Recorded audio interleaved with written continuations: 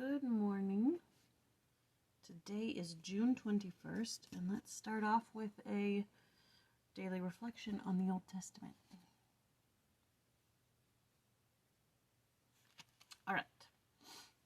What is man that thou art mindful of him? For thou hast made him a little lower than the angels, and hast crowned him with glory and honor. Psalm chapter 8, verses 4 and 5.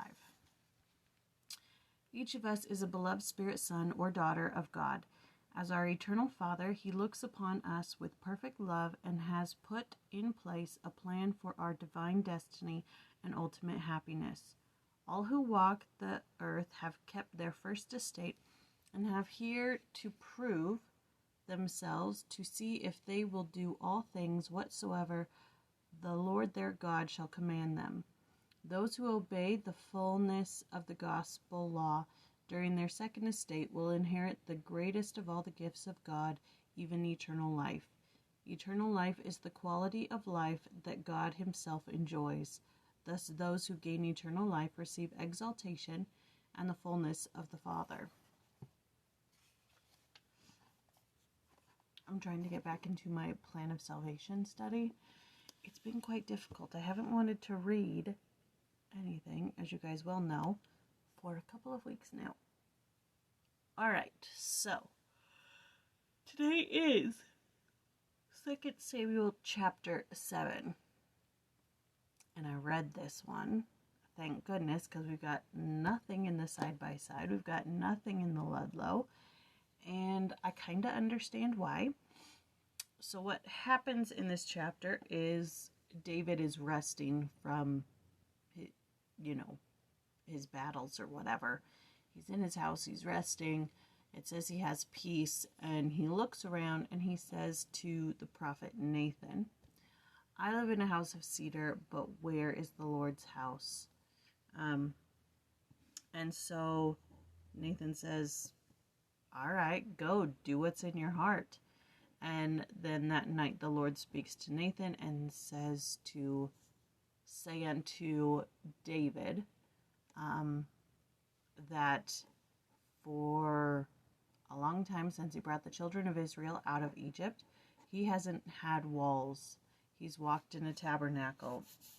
And so I think this is in the study because it's kind of talking about the importance of building temples. I have serious bedhead. The importance of building temples, and the rest of the chapter is the Lord saying he'll bless David, and David saying, please bless me, thank you for blessing me, that type of situation. So that's basically it. I guess the importance of a temple, I've got two stories from my personal life. So my friends in Virginia,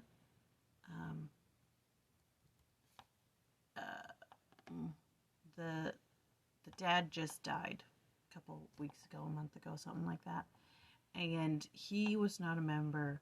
The mom is a member, and she's like the only one in her entire family. Like her kids, her brothers, her sisters, all that stuff. She's the only one. And they live in Virginia, and the closest temple is Washington, D.C. until they announced the Virginia temple a couple of years ago, and it's going to be finished in the fall. Well, she's excited to finally be sealed to her husband. She's so excited. And she has to wait a while.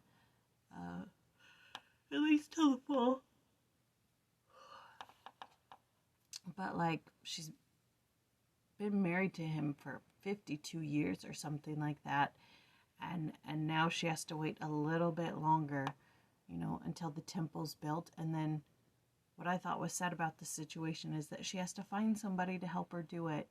She doesn't have a son or a brother or, somebody close to her that this will be meaningful to help her with it. And anyways, the temple's important, and she's getting one near her, and then she'll be sealed to her husband, and it's a beautiful thing. But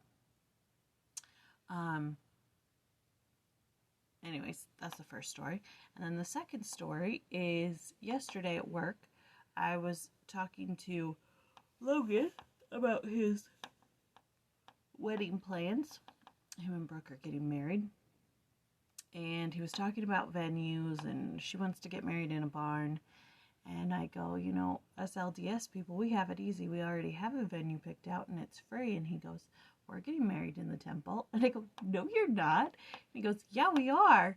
And I was like, I did not realize you were that active. I'm like, are you getting your endowments? And he's like, yeah, that's something we got to figure out. And I was just taken back. I'm like, I think I heard him talk about going to church once, maybe twice. I'm like, what? Huh? This is confusing. You, what? Huh? But anyways, judge not lest ye be judged. But I think it's nice that they're making it, they're not making it a priority, but they're making it something that they want to do. Hopefully they live up to it. It's not for me to judge or say, but anyways, those are my two stories. That's the 2 cents I had because there was nothing in the books. All right, the 21st. This is for peace. It's the Litany of Peace from the Liturgy of St. John Chrysostom. All right. I'll leave you with a prayer from a diary of prayer.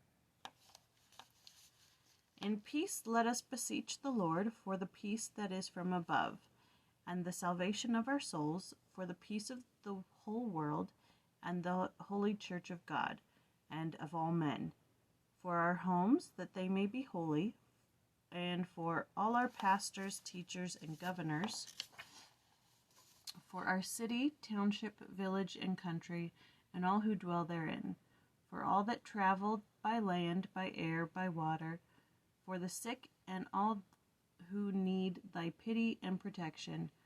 On all have mercy, and preserve all, O God, by thy grace.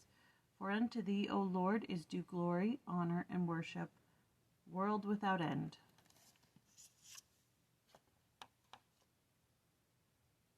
I was noticing the name for the next prayer. It's Miss Deuce. All right, enough of my rambling. I have to get to work.